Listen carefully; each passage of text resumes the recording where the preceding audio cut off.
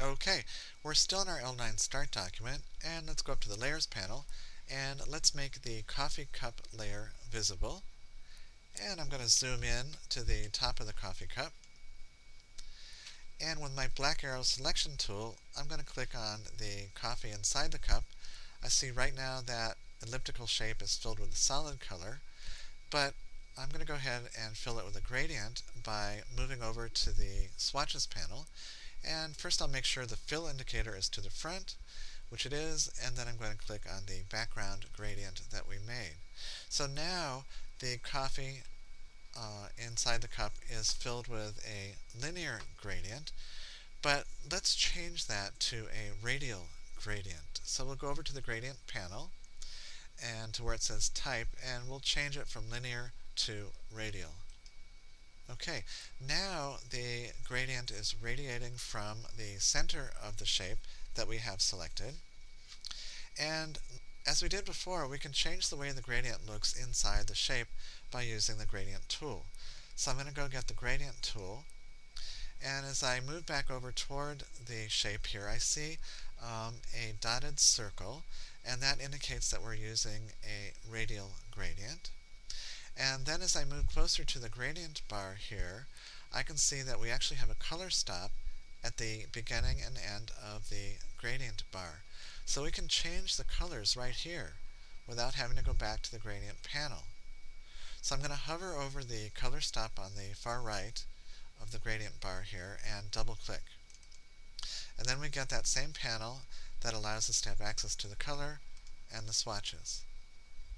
So I'm going to choose color, and I'm going to go to the color panel menu here, make sure that we're in CMYK, which we are, and then I'm going to change the amounts, the percentages of cyan, magenta, yellow, and black.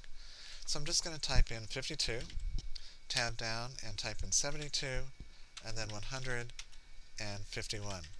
So now we're changing the percentages, CMYK percentages, and I'm going to hit the escape key to leave that panel. And now what we've done is we've made a darker brown on the far right side of that gradient bar. And I'm going to move over and hover over the beginning of the gradient bar until I see the color stop on the left, the first color stop, and I'm going to double click on that. And once again we get that same panel with color and swatches, but this time I'm going to choose color and make a tint or a lighter shade of that color. You can move the slider or just type in 50%, 50, and hit the tab key, and now we have a lighter tint of that light brown color. And I'm just going to hit the escape key, and now we can see that the gradient inside the coffee cup there has changed. We have a lighter light brown and we have a darker dark brown than we had before. Now we can change the aspect ratio of the radial gradient. Right now it's a circle. But if we go back over here to the gradient panel, we can click on the aspect ratio button, and we can change it to 20% instead of 100%. And then hit the tab key. And now when we roll back over the top of the coffee cup here, we see that we now have an ellipse instead of a circle. And it more closely represents the shape of the object inside of which we have the gradient.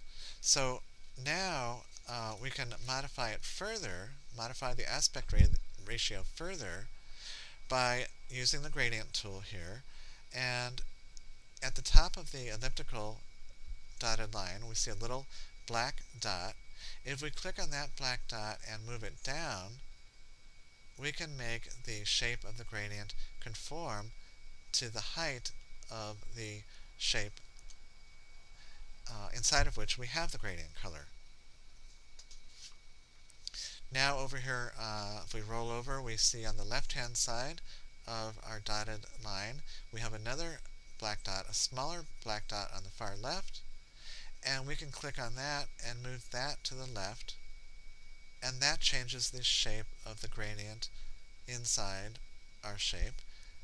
Once again, we need to modify the top, the dot on the top here, by clicking and dragging that down. So now what we're doing is we're making the gradient inside conform to the shape of the object inside of which has the gradient fill. And so if we go back and select our black arrow selection tool to leave the gradient tool, we see that the gradient inside the shape at the top of the coffee cup conforms nicely to that shape.